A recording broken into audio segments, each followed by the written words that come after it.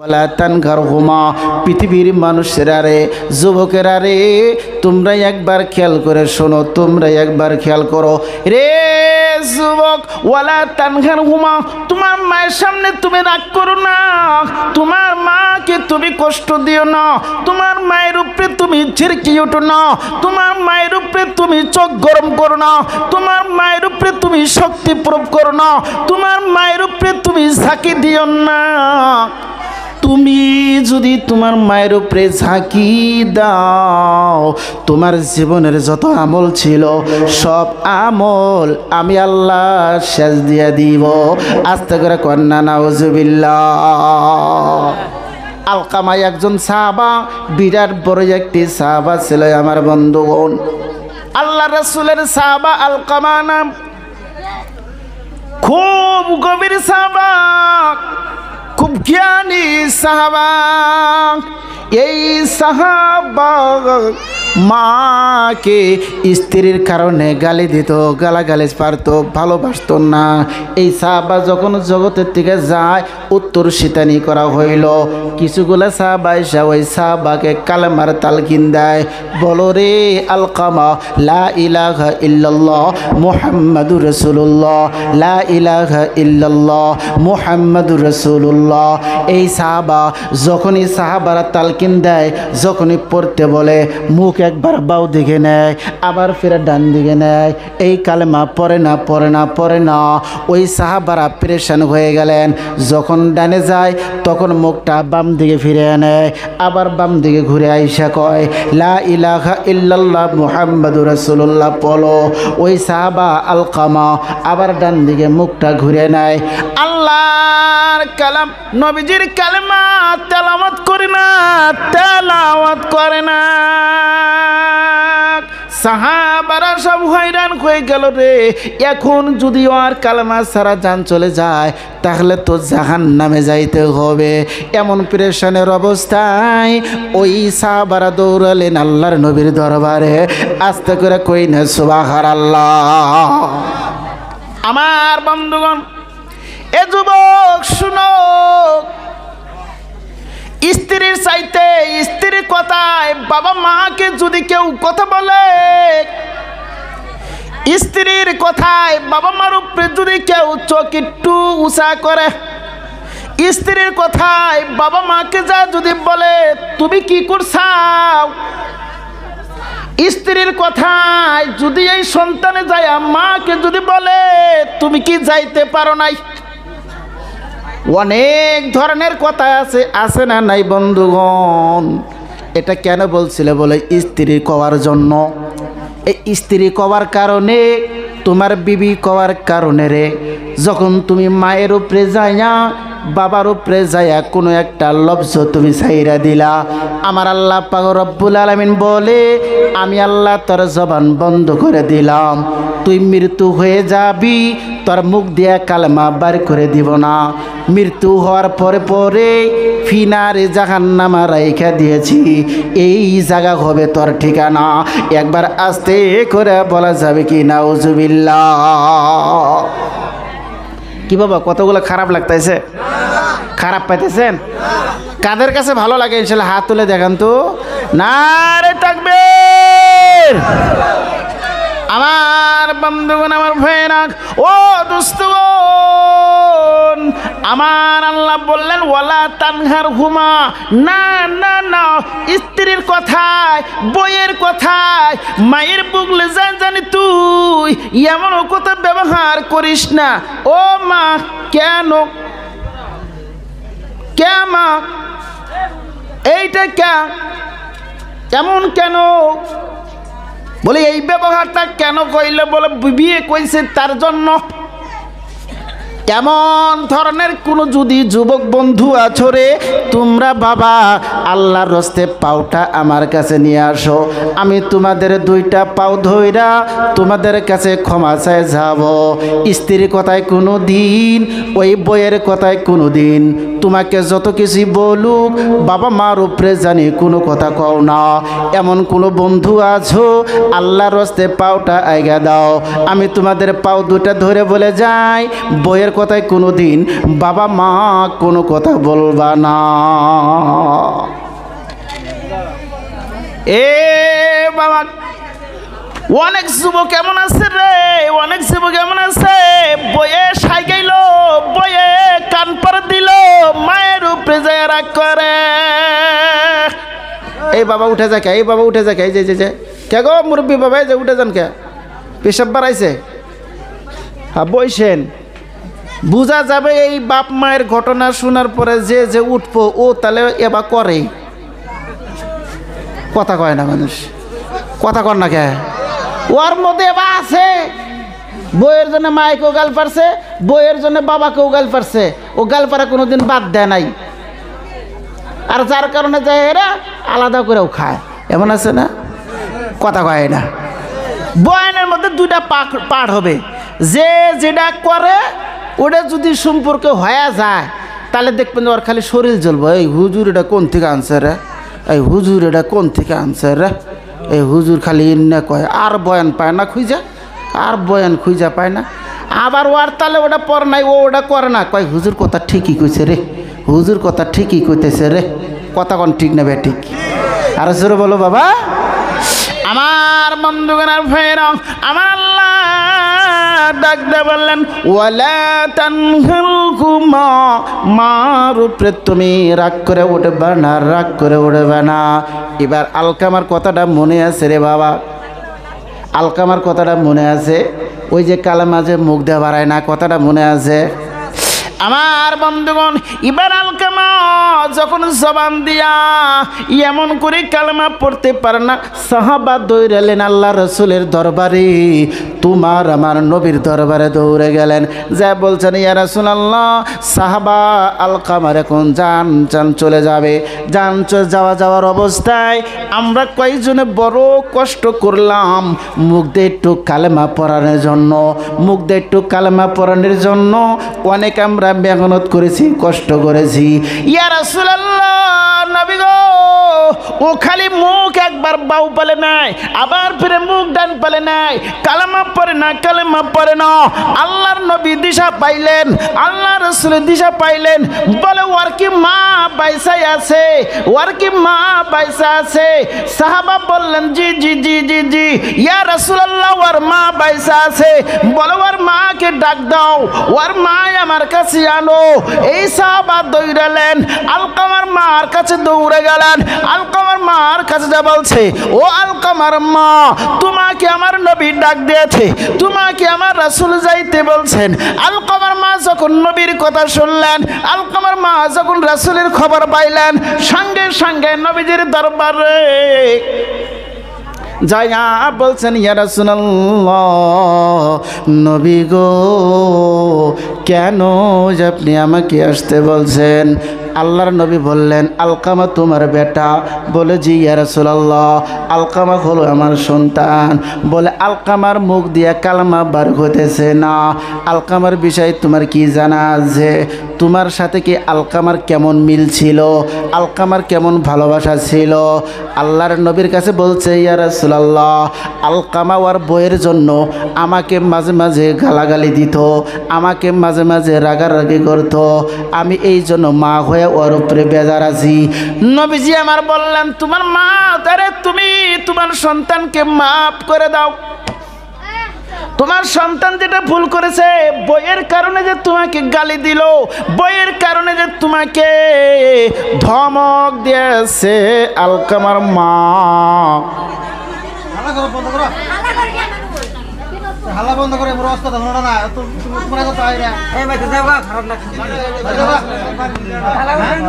দোয়া করে দেই, লা ইলাহা ইল্লাল্লাহ, বলো লা ইলাহা ইল্লাল্লাহ, লা ইলাহা। আমার বন্ধুগণ, ও দোস্তরা শুনো, আলকামার মা আমাকে বললেন তাহলে তোমার কারণেই তোমার উপরে ওই সন্তানে, তুমি যে সন্তানের উপরে বেজার আছো, সন্তানের উপরে তুমি মন খারাপ করছো, এই জন্য কালেমা বার হতেছে না। তুমি যদি মাপ না করো তার কালেমা বাড়াবে না। এবার আলকামার মা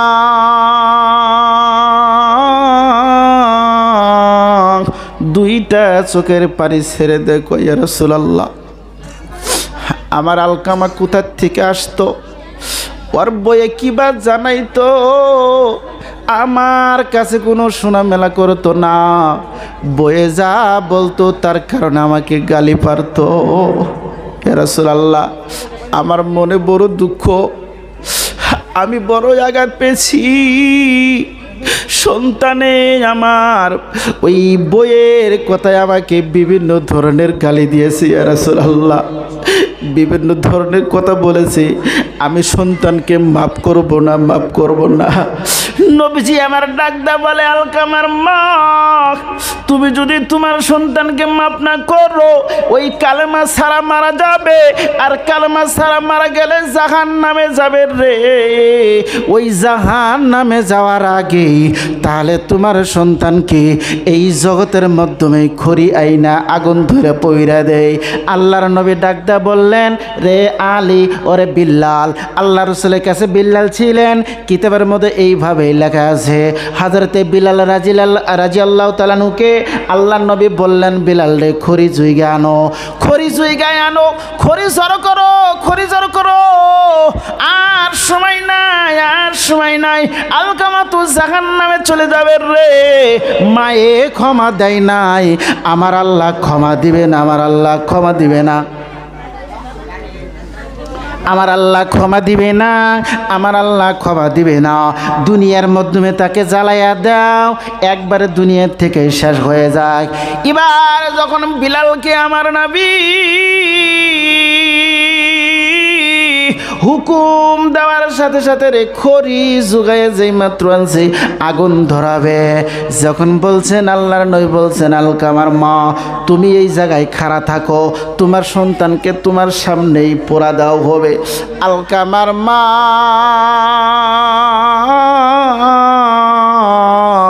নবীজির কাছে পুনরায় আবার চোখের পানি ছেড়ে দে বলে, ইয়া রাসূলুল্লাহ, আমি হইলাম মা, আমি মার সামনের সন্তান আগুনের মধ্যে জ্বলবে রে, এটাই আমি মা হয়ে কোনোদিনও পারি না। ইয়া রাসূলুল্লাহ, আলকামা যত ভুল করেছে, যত অন্যায় করেছে, ইয়া রাসূলুল্লাহ, নবী গো, আপনাকে আমি সাক্ষী রাইখা আমি মা জননী, আমি ভুক্তভোগী মা, যাকে নাকি 10 মাস 10 দিন পেটে রেখেছি, এই দুনিয়ায় আনতে যায় কত কষ্ট করলাম, ওই সন্তানকে আমার সামনে আগুন দিয়ে পোড়াও হবে। ইয়া রাসূলুল্লাহ, আমি মা হয়ে কোনোদিন এটা পারবো না, এটা কোনোদিনও পারবো না। আল্লাহর নবী বললে, তাহলে তুমি কি মাফ করে দিলা? ওই আলকামার মা বলছে, ইয়া রাসূলুল্লাহ, মাফ করে দিয়েছি। তোমার আমার রাসূল বলে, বিলাল যা, এখন যাই দেখ তো আর মুখ দেখ কালামা বার হয় নাকি। যায়া দেখে হযরতে আলকামা একলাই কালামা জপতেছে। একবার জোরে বলা যাবে কি সুবহানাল্লাহ, নারে তাকবীর। এ বাবা, বাবা মাকে বেজার কইরো না, তোমার সংসারে উন্নতি হবে না। তোমার এখন ওজন কি আছে, তোমার এখন শক্তি আছে, তুমি মাকে ছেড়ে গেল, মাকে তুমি কষ্ট দিয়ে কামাই করতেছো, হাজার হাজার টাকা দিনে তোমার কামাই, তোমার মাসে লাখ টাকা কামাই, তবে তুমি মনে রাখবা, তবে তুমি খেয়াল রাখবা, তুমি যে লাখ লাখ টাকা দিন ভর কামাই করলা, মাসে মাসে কামাই করলা, তোমার মায়ের খবর নিলা না, তোমার বাবার খবর নেও না, তোমাকে আল্লাহ পাক করোড়পতি বানায়া দিবে, টাকা দিয়ে একদম বোঝা বানায়া দিবে। আল্লাহ পাক তোমাকে এমন কাজ করবে, টাকার উপরে তোমাকে শোয়া দিবে, এই টাকার উপরে শোয়া এমন একটা সময় দিবে রে, এই করোড়পতি রে একবারে জিরো বানায়া দিবে। একবার জোরে বলো না নাউজুবিল্লাহ। এমন বেমার দিবে, এমন বেমার দিবে,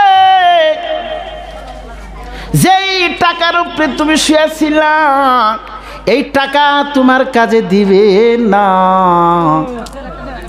তুমি যে বাবাকে কষ্ট দিলা, মাকে যে তুমি কষ্ট দিয়ে টাকা কামাই করছাও, এমন একটা সময় আইসা যাবে তোমার টাকা থাকবে তুমি ব্যবহার করতে পারবা না।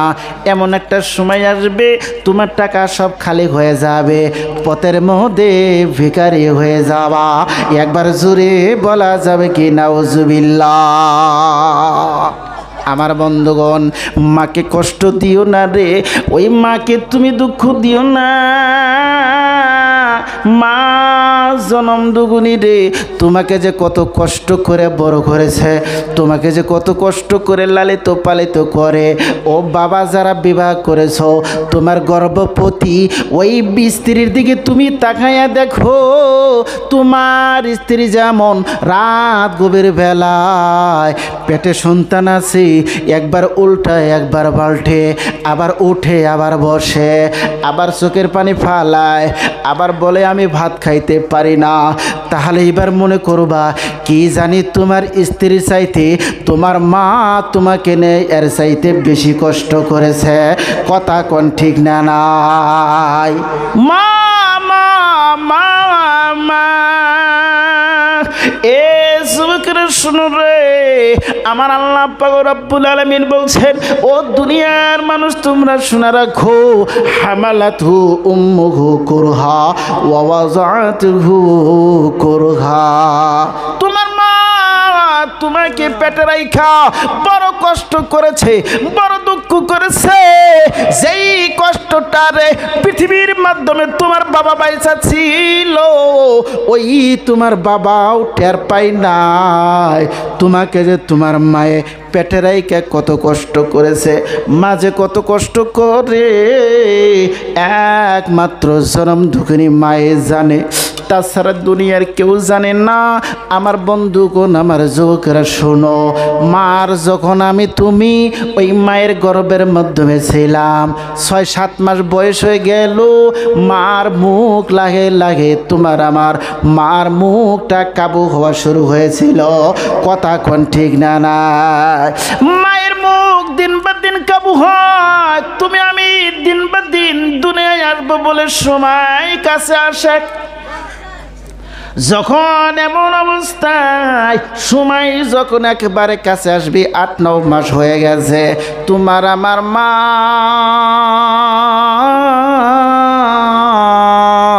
তোমার টেনশনে আমার টেনশনে রে, নিজের পেটে খানা দিতে পারে নাই। সারাটা দিন ভর খেতে কাজ করছে, সন্ধ্যাবেলায় এসে মা দরদি দেখবা খাবার বসছে, তখন তুমি আমি ওই মায়ার ক্ষুধা তো পেটের মাধ্যমে এই কেইনা দিয়া বন্ধুগণ কলজার মধ্যে আঘাত করলাম, আঁঠু দিয়ে আঘাত করলাম। মাঝে সারাটা দিন পর ক্ষুধার্ত ছিল রে, তোমার আমার নড়াচড়ার কারণে মা কলেজার মাধ্যমে আঘাত পাইল, দুঃখ পাইল। হাতের ভাত হাতের মাধ্যমে রইল রে, আর মুখে দিতে পারল না। তোমার আমার মা এমন অবস্থায় দাঁড়াইলো, তারপরে আবার 2টা চোখের পানি ছাড়লো। বাবা যদি বুগলা এসে দেখছে যে এমন করে কান্দে, বাবা জিজ্ঞাসা করছে কান্দো কেন? কয় সারাটা দিন ক্ষুধার্ত ছিলাম, কয়টা ভাত নিয়ে বসছি একটু খাওয়াও। সন্তান পেটের মাধ্যমে এমন করে আঁঠু মারছে, আমি মনে কই আর বাঁচবো না।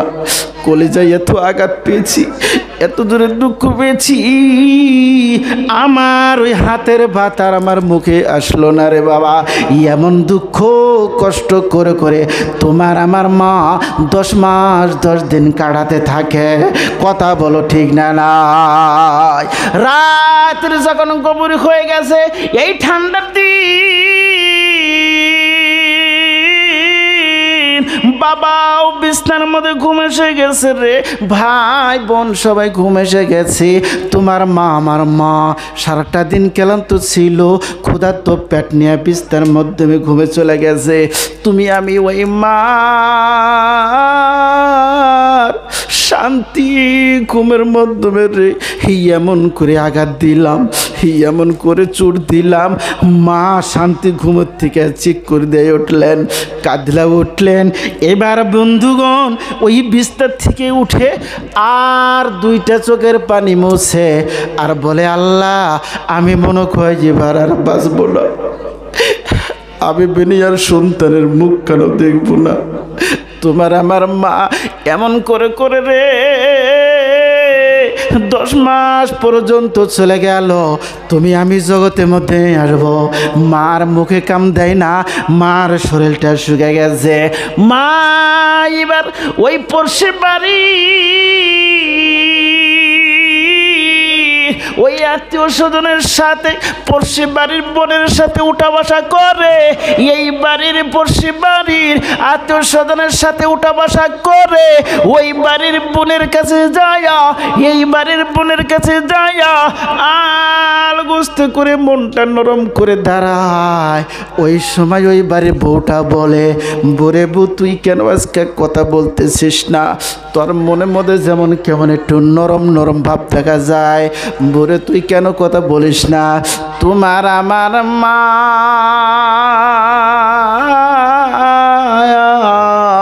ওই বোনটার রে দুইটা হাত ধরে বলছে, বুবুরি দেখলাম অমুকের বউ সাইজুদ্দির বউ মমতাজ সন্তান কি জগতে আনতে যায়া ওই যে মমতাজ আর দুনিয়ার মুখ দেখলো না রে বউ।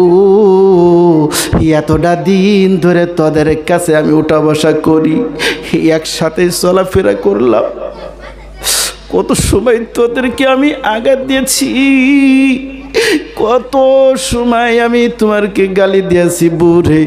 তোর হাতটা ধরে আমি বলি, তুই আমাকে আল্লাহর রাস্তে মাফ করে দিস।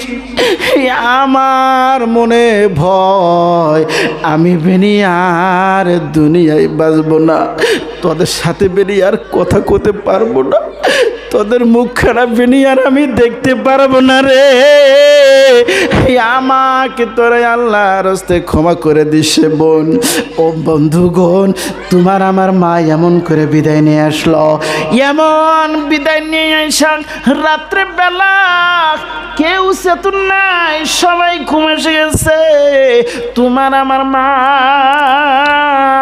বিছনার মধ্যে শয়ন করলো না, তোমার বাবাই আমার বাবা বিছনায় শুয়ে আছে। একবার মাঝে শরীরের মধ্যে হাত দেয়, শরীরটা একটু বানাইয়া দেয়, বানিয়ে দিতে দিতে বন্ধু বোন পায়ের দিকে যায়।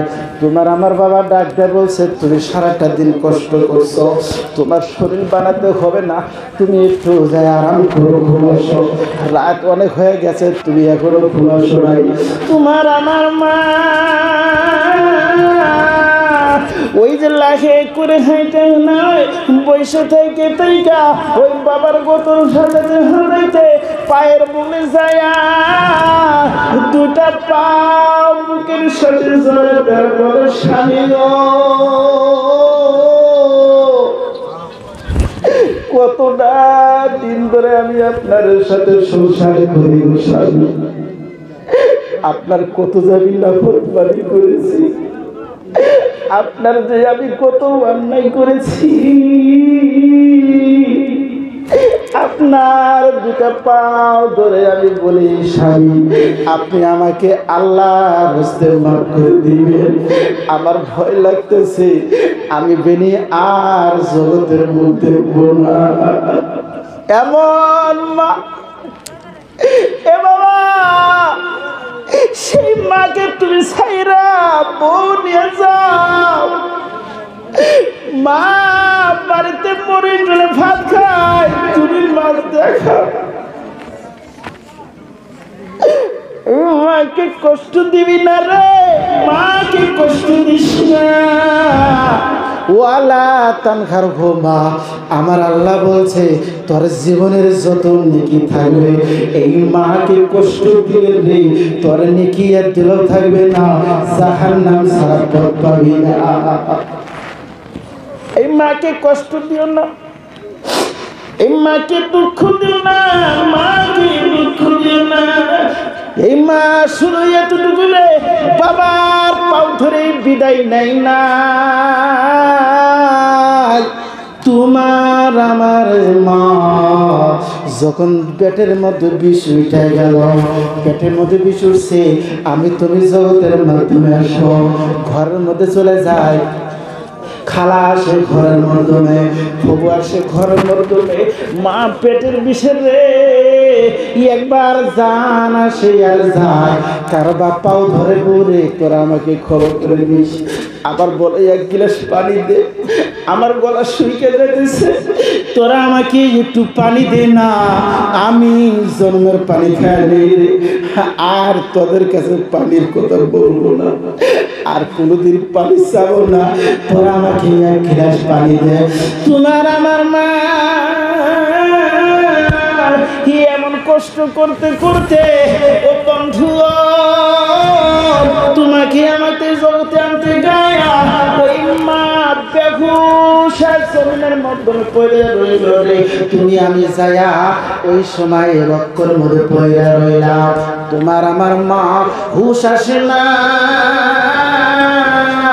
কেউ বা যায় না হুশ আসার কারণে, কেউ বা এবার বলে মাথায় একটু পানি দিয়ে হুশ বের আসবে, এবার কেউ বলে না এমন করে যদি হুশ আসলো না তাহলে চামচের ডাক্তার ছাইয়া দে, তবু আমার হুশ আসে না,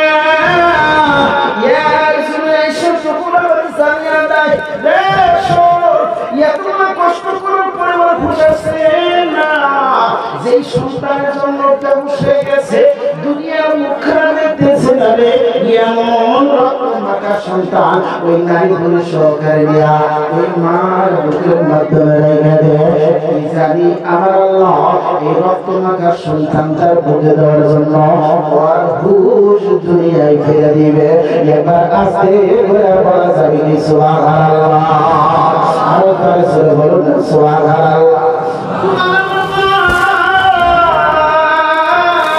এই রক্তমাখা সন্তান বুকের মাধ্যমে রেখে দিল আমার মাতার পুরানি, তোমার আমার ক্ষেত্রে একটি কলঙ্ক পয়দা করে দেব ছেড়ে ভাঙি দেয়, যার জন্য তুই 10 মাস 10 দিন পর কষ্ট করলি, যাকে তুমি আনতে যায় তুই বেহুশের জমিনে পড়ে যা, তুই একবার হুশ করে তোর সন্তানের মুখের দিকে তাকায়া দেখ, তোর মেয়ের দিকে একবার তুই তাকায়া দেখ, তোর বেটার দিকে তুই একবার তাকায়া দেখ, আমার বন্ধু ওই সময় মা লাগে লাগে হুশটা ঘুরে আসে, ঘুরে আসার পর তোমার আমার ওই মার চোখে যখন পড়বে 10 মাস 10 দিন বলে যে মা পেটে রেখে কষ্ট করেছিল, তোমাকে আমাকে চোখে আনতে চাই, এই মা জমিনের মধ্যে যে বসেছিল তোমার আমার মুখখানা দেখার সাথে সাথে সকল দুঃখ বেদনা মার মুখের থেকে আল্লাহ মিটে দেয়, এবার শুনে বলা যাবে সুবহানাল্লাহ।